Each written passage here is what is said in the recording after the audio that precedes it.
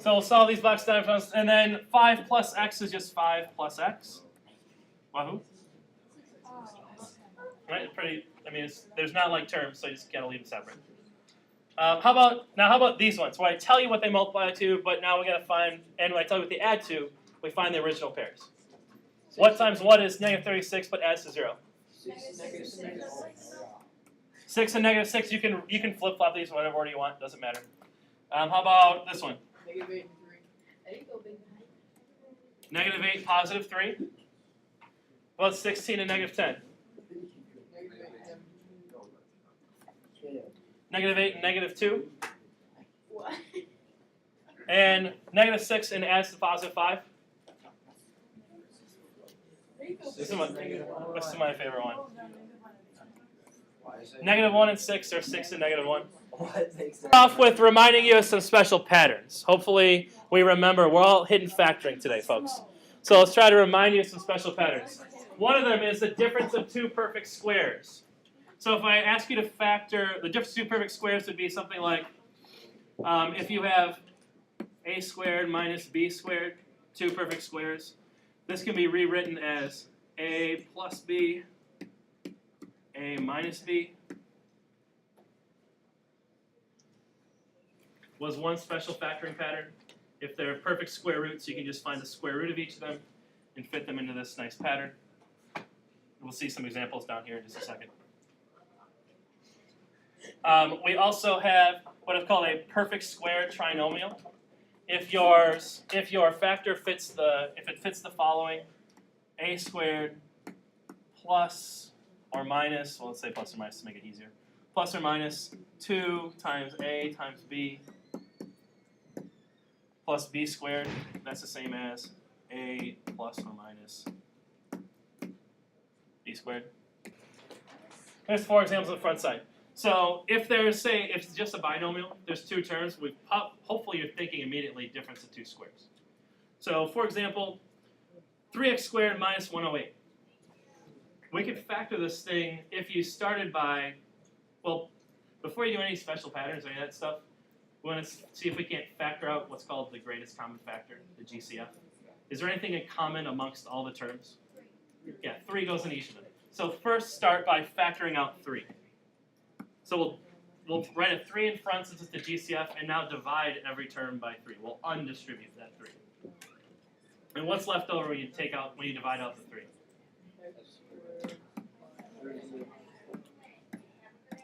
You get 3 times x squared minus 36.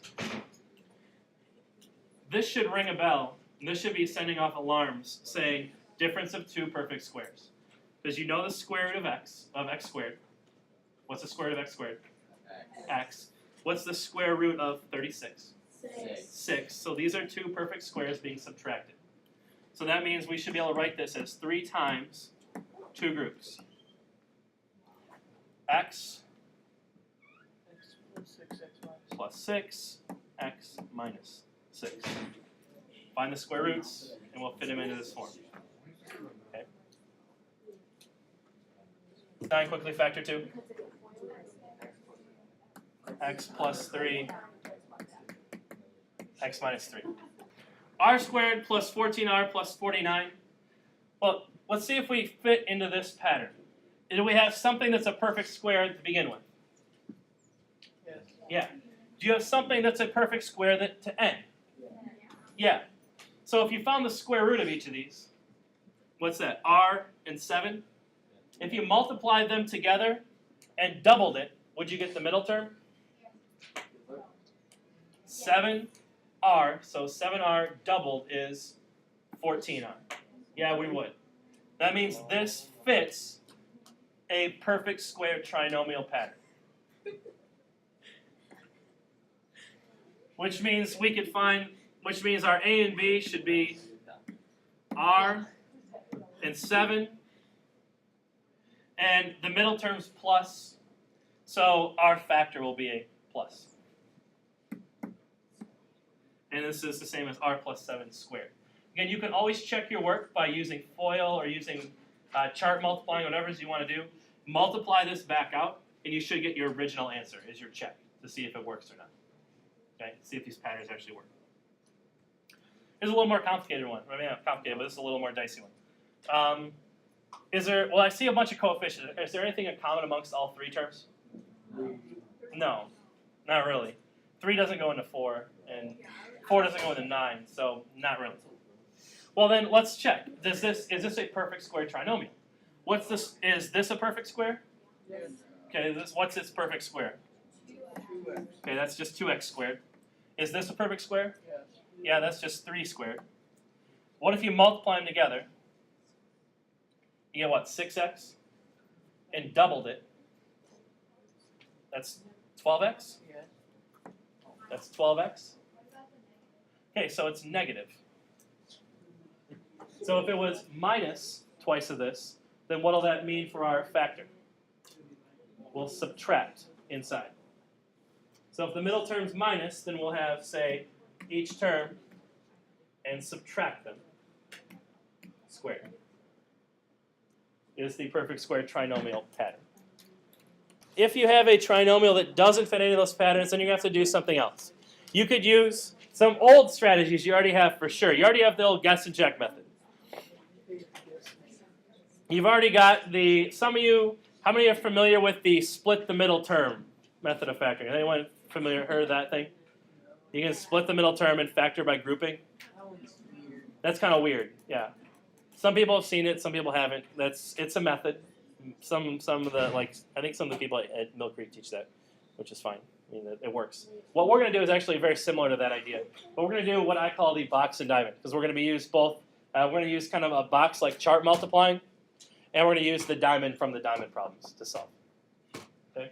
So I'm going to go through the 5 steps of using this box and diamond method while working through the first example problem. So we'll kind of go step by step together, so we kind of get a feel for it the first time. Okay. Our first step for our box and diamond method is going to be, first we want to factor out any common factors.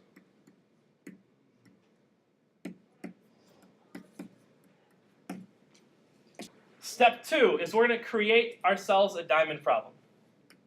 We're going to create our own.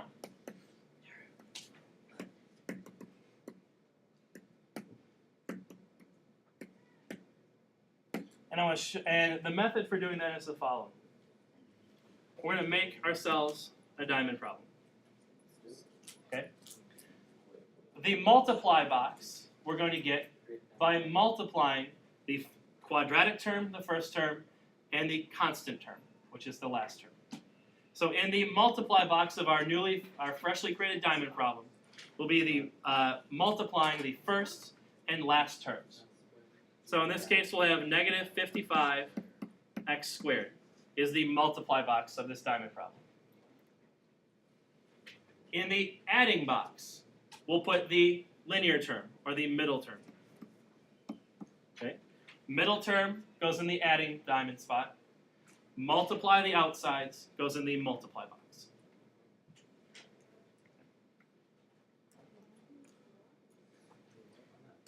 And then we'll solve it.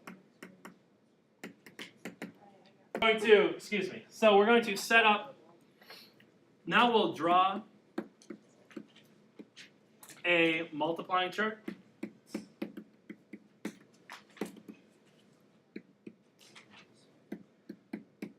And fill in accordingly. I was talking to you, but they're coming to you guys. To fill this multiplying chart in. Remember, if yesterday I did an example where instead of using FOIL, I used a 2x2 box to multiply. We're going to use that same thing, but we're going to go backwards. Instead of writing our factors on the outside and filling in the chart to multiply out, we're going to actually put in what got multiplied and work backwards and find what the factors were. So what I mean by that is let's draw ourselves.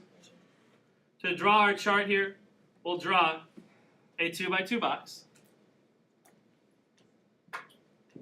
In the first box goes the first term, the quadratic term of our original problem. In the last box goes the constant term of our original problem.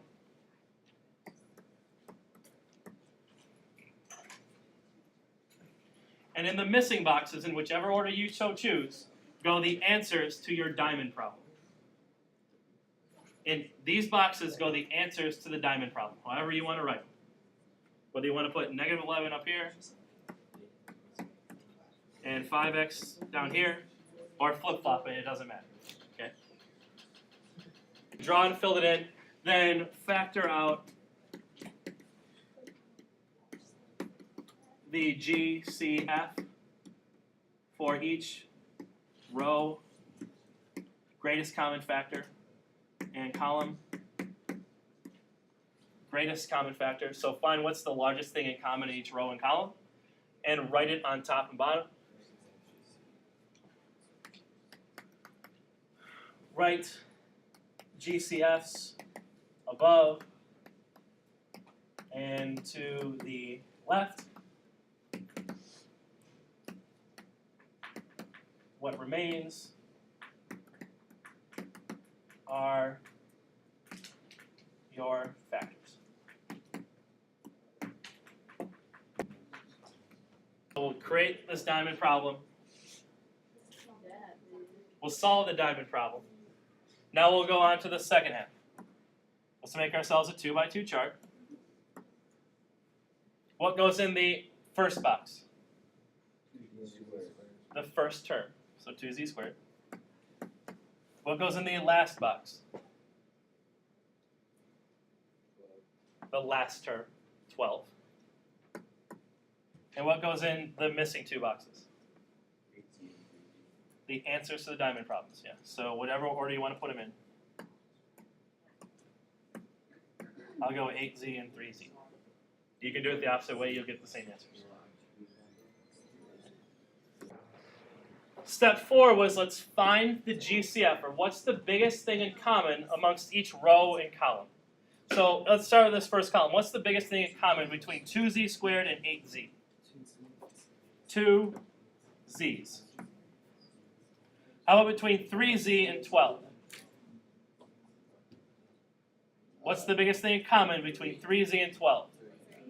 3. How about between 2z squared and 3z? Just 1z.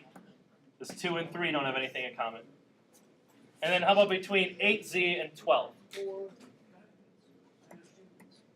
4. So that means that this polynomial factors to 2z plus 3 and z plus 4. Solve an equation by factoring. What you first need to do is factor it. Well, before that, let's set it equal to 0, factor, and then find what makes each of the factors equal to 0. Okay? So what I mean by that, let's rewrite each equation so they're equal to 0. This is what you do whether you're using box and diamond or anything. If you ever need to solve by factoring, or solve an equation, period, let's first get this quadratic equal to 0. So how about we subtract 14 from both sides, and get our new quadratic, x squared minus 9x minus 14 Keep your quadratic formula for all these. equal to 0. Just Well, no, because I tell you to solve by factoring. So you could check your work, but if you want credit, you'll solve by factoring. When your equation is equal to 0, factor this. So you can use box and diamond. You can use the old factoring method you're comfortable with. It does not matter to me, but it needs to be factored. And in the end, after you use whatever method you use, you'll get these two factors. You should get what? X minus 7, x minus 2. Using whatever method you want, box and diamond in the middle here, Can we use box guess and and check. You definitely can. I'm just going to not spend that time. Shoot, I screwed up. This one does not factor. Change this to a negative 14 so we actually can get this to work. Change that to a negative 14 so now we get positive. I'd really like to be able to solve this one. So it just has to be positive. Okay. Please change this one to a negative. If this were the case, if this one I tested was negative 9x minus 14 equals 0, this would be not factorable. This would be a no solution. However, I want to get a solution on this, so we'll change it because I made a mistake by typing. Okay. Now, I do want to answer your question, Nate. So let's actually use box and diamond real quick to factor this. So you end up with 14x squared, negative 9x, negative 7x, negative 2x. Your box would look like x squared, 14, negative 7x, and negative 2x. Is this something like what you have, Nate? Well, I have, Flip-flops. no, I was on the next question, I'll wait till you. This is equal to x minus 2 times x minus 7 equals 0. So then what x's solve this equation? What x can I plug on the left to make it equal to 0? 2 and 7. If you want to be real technical, you could say, create two little equations. You could say x minus 2 equals 0 and solve that one-step equation. X minus 7 equals 0, then solve this one-step equation. And your solutions, same way, come out to 2 and 7. I'll start the last one. So just like here, in order to solve by factoring, no matter how you're factoring, you need to get your equation equal to 0. So I'm going to start by adding 38x to both sides. I'm always going to start by getting my equation equal to 0. No matter what factoring method you use, it better be equal to 0. And I'll write it in standard form. Do we know what standard form, recall what standard form is? Highest exponent down to lowest exponent.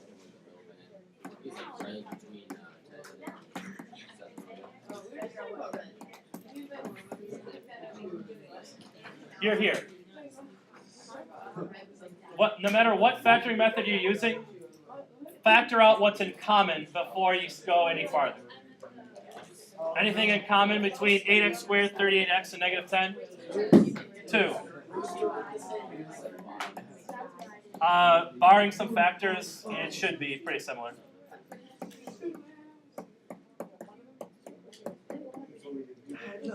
So if you factor out a 2, you get 4x squared plus 19x minus 5 equals 0. This is a little bit easier to factor than this thing is.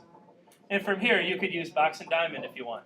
You could use old school guess and check if you want. I think box and diamond is the best for this one because it's got a leading coefficient that's not 1. What do you do with the 2 when you do box and diamond?